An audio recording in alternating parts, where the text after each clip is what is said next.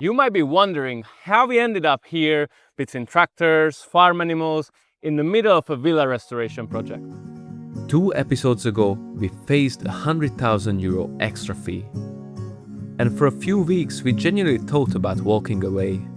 And we had to ask the hardest question. Is there any legal way to keep the ruins without paying that extra 100,000? In this episode, we will tell you how it all came down. Plus, you will get to see the first plans we have for the land and the first days of actual work on the property. Welcome to Villa Marta Diaries.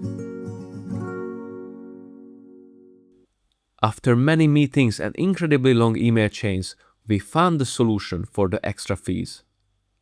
And the answer was... We become farmers.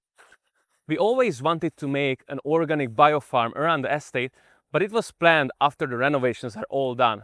However, the order needed to be changed, and we needed to establish an agriculture company in order to purchase the property. The idea of a farm sounded great on paper, but January and February were brutal. And here was our first roadblock.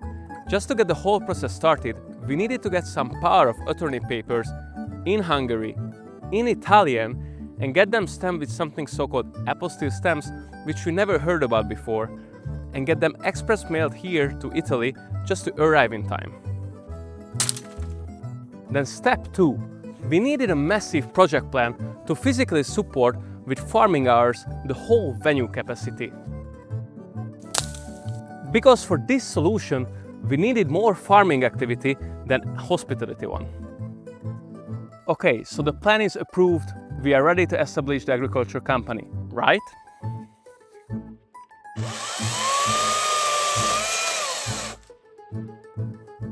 No.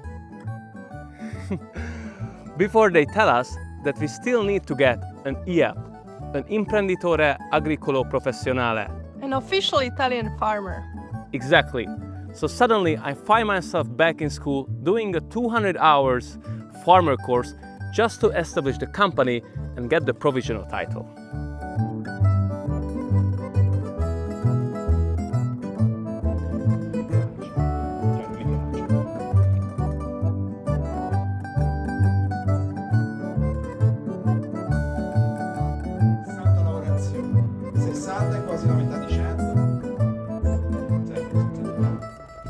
Se fai questo, i rami che escono sono da gemme adventizio.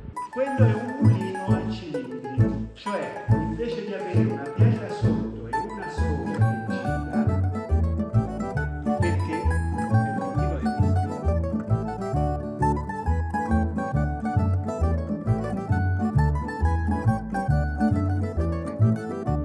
Cioè i viaggi deve essere, il prodotto va coperto. Colto nello stato farina cereali viene coperto.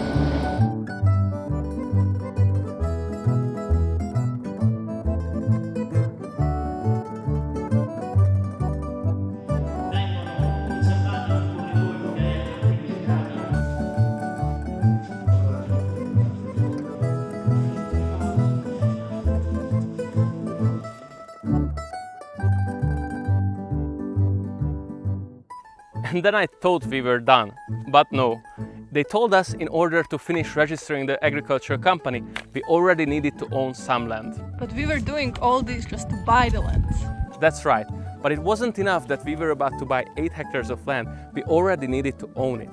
So in order to solve this issue, we drafted up a lease agreement with the owner for the exact same lands we were about to buy, just to finalize the purchase. But luckily, after that, we had a breakthrough and we were able to buy all these lands, but now, as farmers. This way, we fall under a different category and we were able to avoid all the extra fees. We also had several meetings with local agronomists and farmers to get quotes to clean the land, figure out which trees to keep, and see if the idea in our heads was actually feasible on these 8 hectares. But before we could get to the plans, we faced another deadline, this one given by nature. So today we have here some workers to cut back the trees.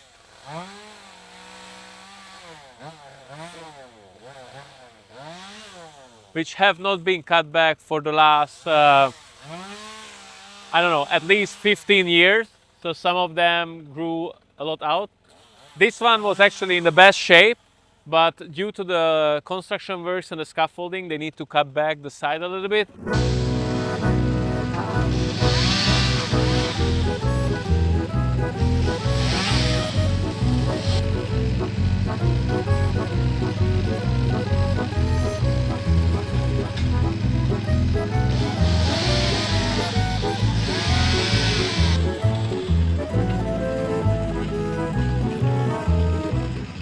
And the ones in the back, we needed to cut them more because they were already hitting the top of the roof and they were taking down some of the tiles.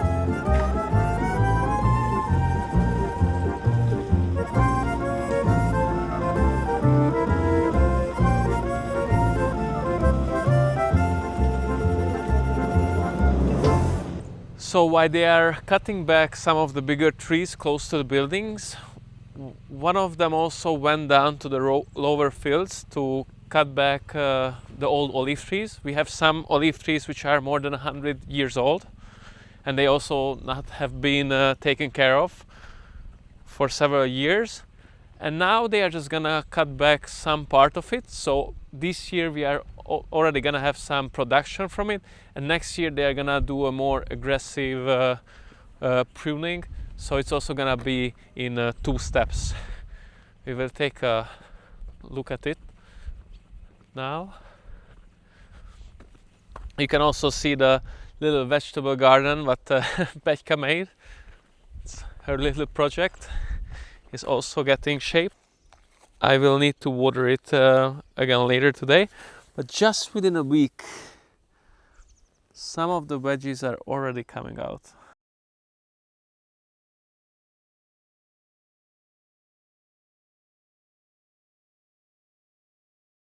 On the lower fields we have in the open around 8 to 10 very old olive trees which they are pruning back now.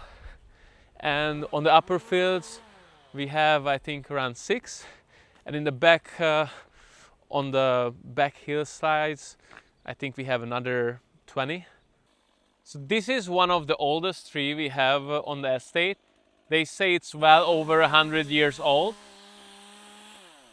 And as you can see now he's cutting back the core middle of it because it should be open in the middle, but he's not gonna cut back the most of it. And next year we will do another cutting.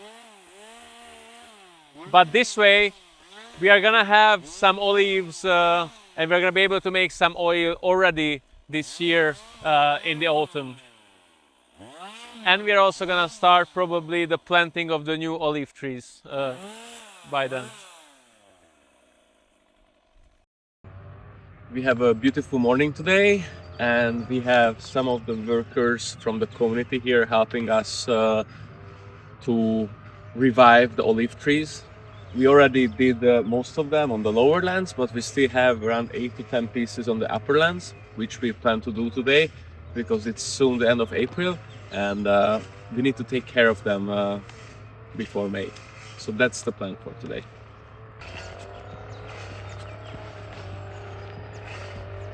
We need to find where they went up to the upper ends between the trees.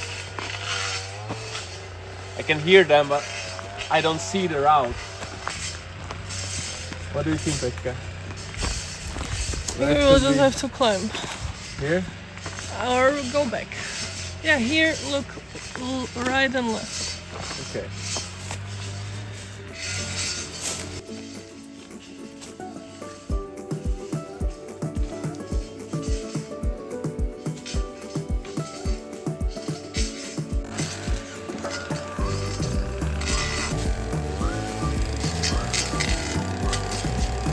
So first he cleaned the area. Thank you. We got some tools for the gardens. Grazie. So first he cleaned the area around the olive tree because it was very widely overgrown with the grasses and weeds. And now we will start to cut back most of the branch to revive the tree.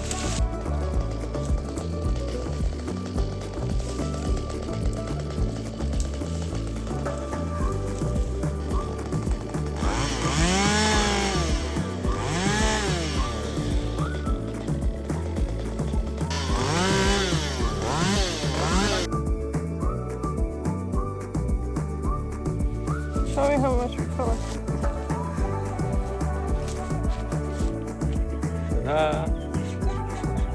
But there is even behind it. It's a lot from one tree. I mean, it's a lot also from the bushes around, but Yeah, and it's a lot of white asparagus as well, which Yeah. I think nobody collected because it was so close. And he cut it by the time we got here. Maybe at the next tree we can go. I think the season is over. Like the main plant now is so big. I think that's, but I don't know. Yeah, maybe. I see some like up to like this big.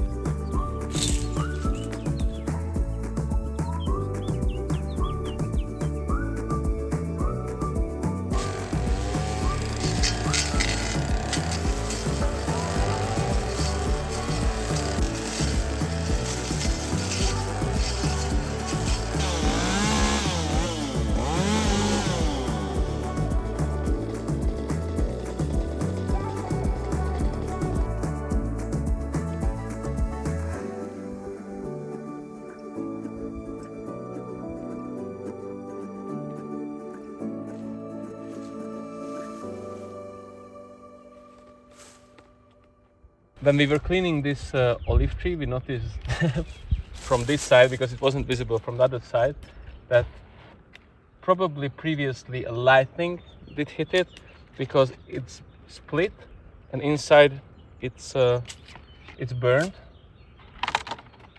as you can see.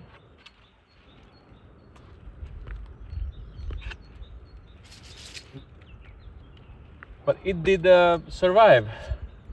Despite it being almost empty, totally empty in the middle, it's doing quite well. But it's pretty interesting how it can survive after such an impact. And they also say that this is also more than 100 years old.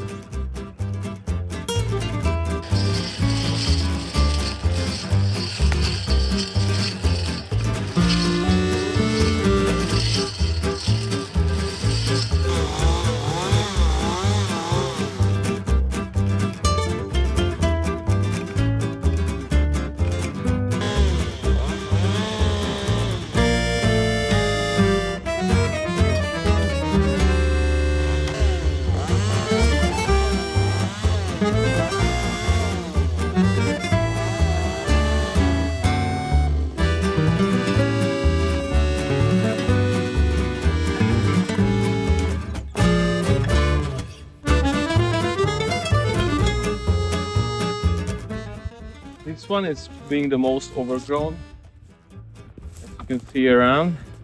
And just when we get to this point, the string for the engine of the cutter has broken, so we need to fix that.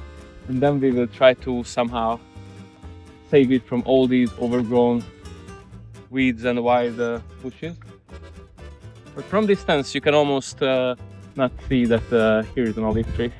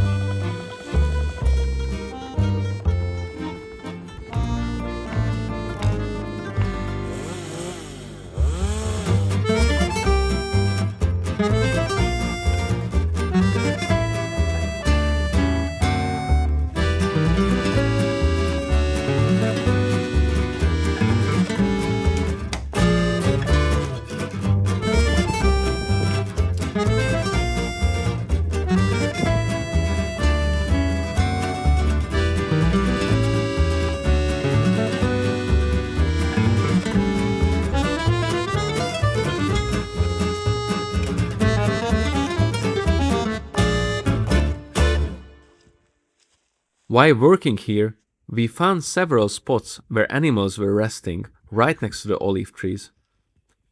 And just a bit higher up, you can see where wild boars have been tearing up the ground, probably digging for roots and worms.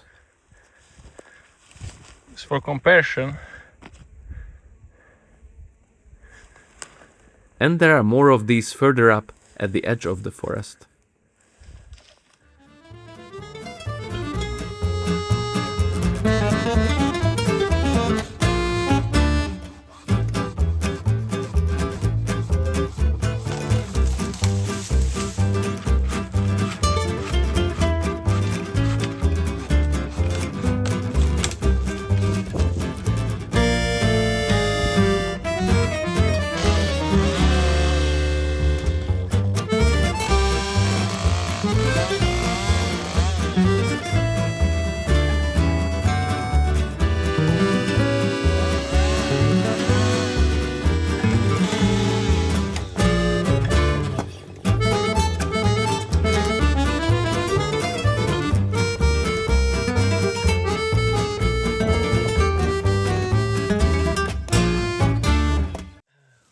after we bought the land, we have seen many people around browsing the lands, and they were all looking for wild asparagus, which person I didn't know before. And then they did teach us that this thing here, as you see, is the mother plant. This is what you should look for. And then at the bottom of the mother plant, you should find this, the wild asparagus. You can cut it here, take it home and use it for pasta, something else. And I think somewhere here I seen another one, which was, yeah, this one is also the wild asparagus, but this is already a later form of this one. So this is not good anymore to eat, but this is... I was eating it. You would eat it? I was. You were? Okay, we just... I don't it's bringing the other smaller ones. This is not, Yeah. not yet, but they grow quite long, and they're here another one. So yeah, there are a lot of these on our land, and until now everybody was coming here from all around to collect these. And finally, let us show you what we planned for the farm. We came to the other side of the buildings, next to building 1 and 2 on the lower fields, And here you can see some old terraces with retaining walls under all these bushes and weed.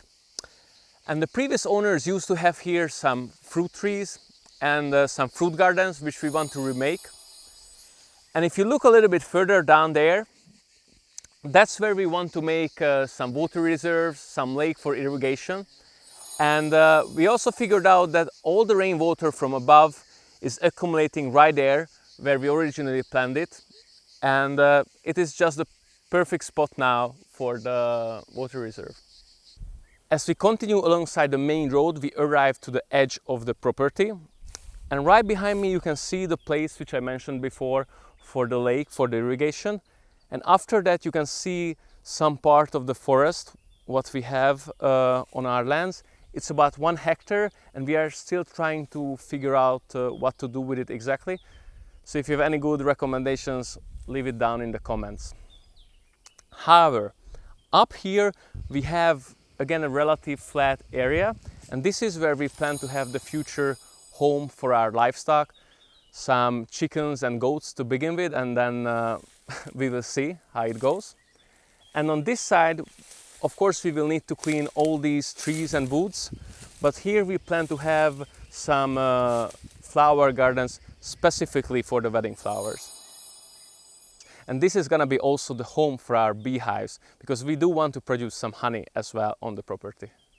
Okay. So this is where we end up coming up from those stairs from building 1. As you can see, we are already a bit ahead with the project. We had some of the clearings already done, at least so we can walk here. And we have a relative flat area here because the previous owner had an 800 square meter big shed here and a building for mainly for the sheep, which they had. And this is where we plan to have the vegetable gardens and the greenhouses, because it's flat, it's close to the houses. And behind it we plan to have the agricultural building, the storages, the processing rooms. And right there we also have a direct road access down to the main street. As we continue along, we will end up at that beautiful old pine tree. The main principle what we want is to have a bio-organic farm all around with regenerative and permaculture principles.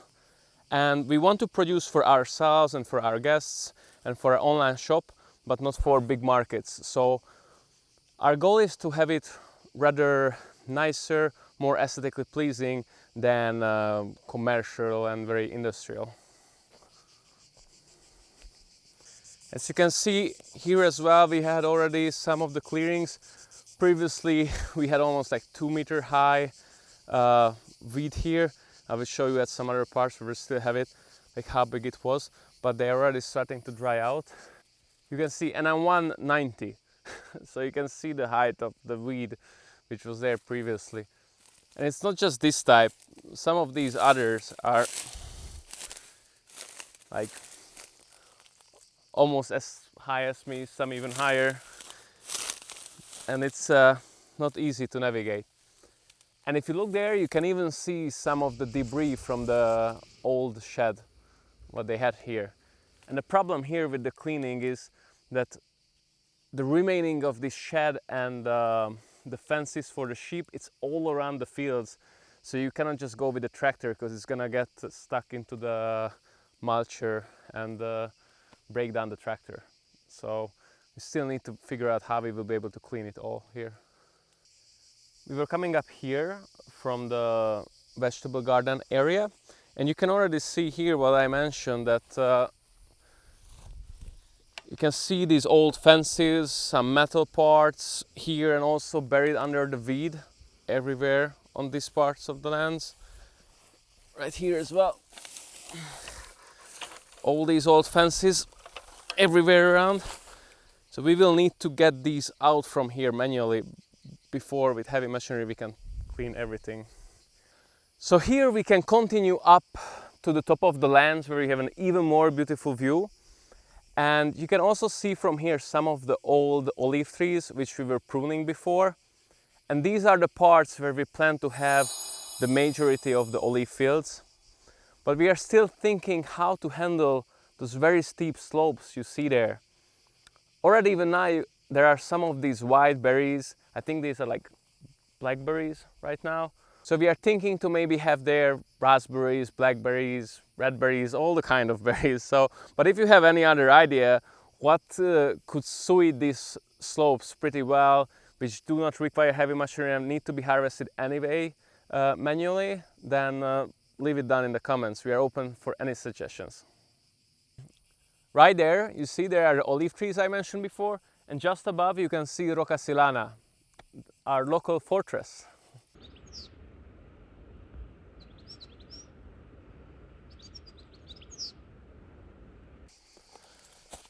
Here you can see the aftermath of our April pruning for the olive trees. And you can see that from the beginning they tried to cut the trees in a way that the branches are pointing away from each other, and it's making this V shape and leaving the middle empty, so all the branches get the sun evenly and they don't die off. And you need to do this pruning every year, every second year, because only the 1-year-old branches bring fruits. The younger ones and the older ones, they don't bring any.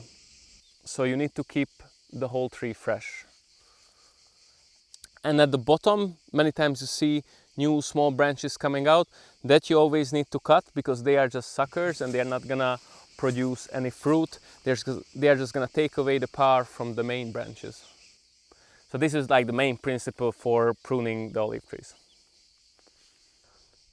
It is crazy. You've seen the previous footage when we were pruning the trees and cleaning these parts around, and it was totally overgrown with these white berries.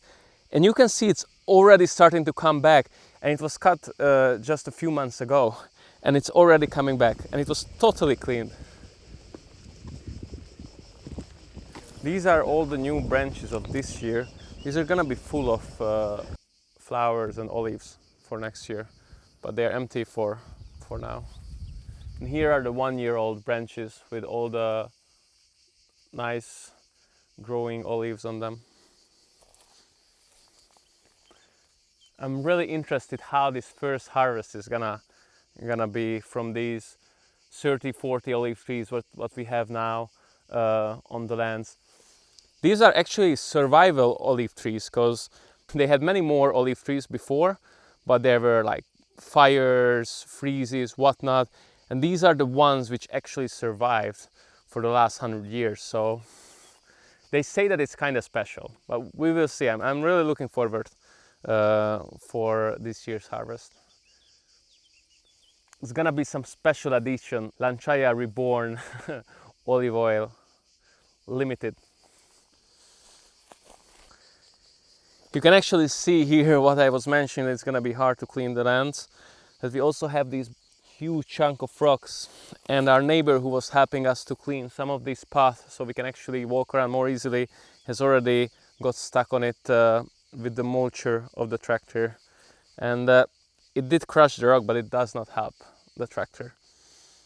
These are some parts where we've never been before, because you can see here these white berries. It's actually fruiting already, but it was just inaccessible because of them. And but now how we have this clear path, we can actually see what's here. I'm really interested how these berries are gonna turn out.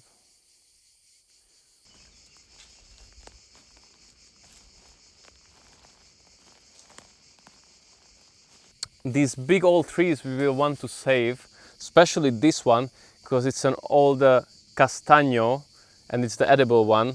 I don't know the English name for it. Chestnut. Chestnut. Is it chestnut? So yes, it's a chestnut. Castagno is a chestnut.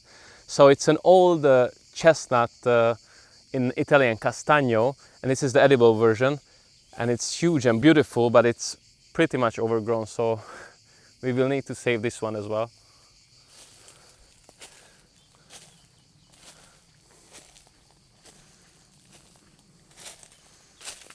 Behind me you can see these big bushes, and they're very typical for Tuscany. They are called ginestra, and in the spring they have beautiful yellow flowers.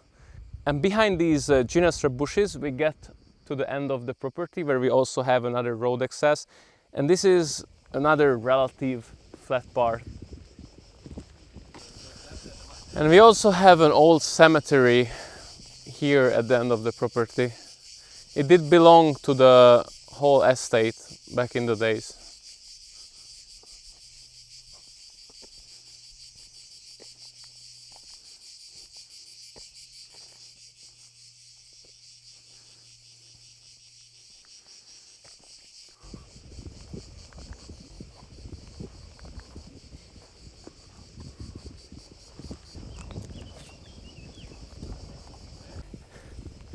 And here we arrive to the lower fields right under the property.